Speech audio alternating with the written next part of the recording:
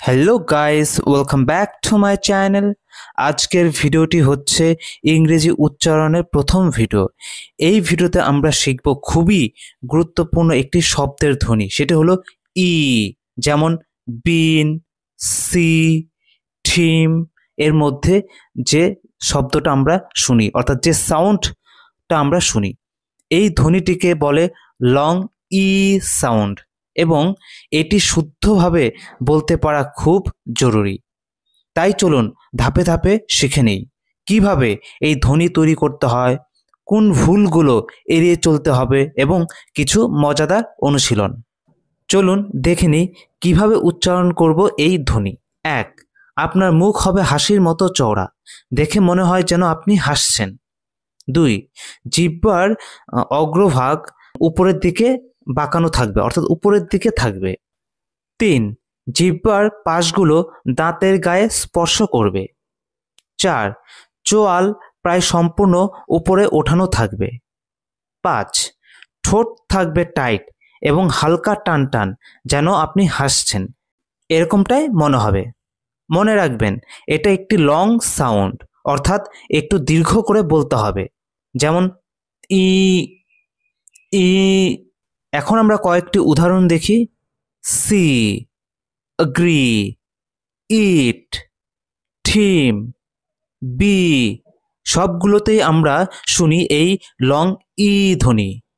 এখন আমরা দেখব এই সাউন্ড এর উচ্চারণের সম্ভাব্য ভুল। অনেক শিক্ষার্থী শর্ট ই, যেমন শিপ, এর সঙ্গে এই লং ই ধ্বনিটিকে গুলিয়ে ফেলে।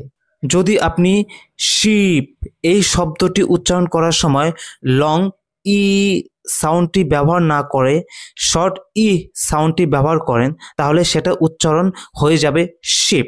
আবার একই রকমভাবে আমরা যদি ইট শব্দটি উচ্চারণের সময় লং ই সাউন্ড ব্যবহার না করে যদি শর্ট ই সাউন্ড ব্যবহার করি, তাহলে সেটা হয়ে যাবে ইট।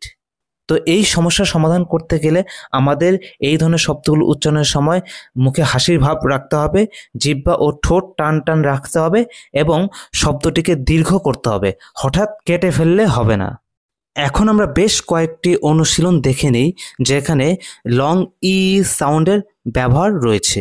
যেমন যেসব শব্দের শুরুতে লং ই সাউন্ড ব্যবহার করা হয় সেগুলোর মধ্যে হচ্ছে east, equal, eager, eagle, easy, even, ইদা ইত্যাদি। আবার যেসব শব্দের মধ্যবর্তী অবস্থানে এই লং ই সাউন্ড ব্যবহার করা হয় সেগুলো হচ্ছে please, seal, mean, reach, heal ইত্যাদি। আবার যেসব শব্দের শেষে এই লং ই সাউন্ড ব্যবহার করা হয় সেগুলি হচ্ছে ট্রি, অ্যাগ্রি, বি ইত্যাদি। এখন স্ক্রিনে বেশ কয়েকটি শব্দ দেখতে পারবে। এই শব্দগুলোর মধ্যে এমন শব্দ রয়েছে যে শব্দে লং ই সাউন্ড ব্যবহার করা হয়নি।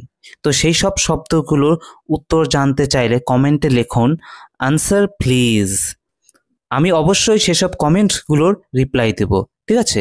তো আজকের মতোই যদি আপনি প্রতিদিন একটি করে ইংরেজি ধ্বনি শিখেন, তাহলে আপনার উচ্চারণ অনেক উন্নত হবে, কথা বলায় আসবে ফ্লুয়েন্সি। তাই বন্ধুরা, ভিডিওটি যদি ভালো লেগে থাকে লাইক দিন, কমেন্ট করুন, চ্যানেল সাবস্ক্রাইব করতে ভুলবেন না, শেয়ার করুন বন্ধুর সঙ্গে যিনি ইংরেজিতে উচ্চারণ ঠিক করতে চান। তো ভিডিওটি শেষ করার আগে সবাইকে ধন্যবাদ জানাই।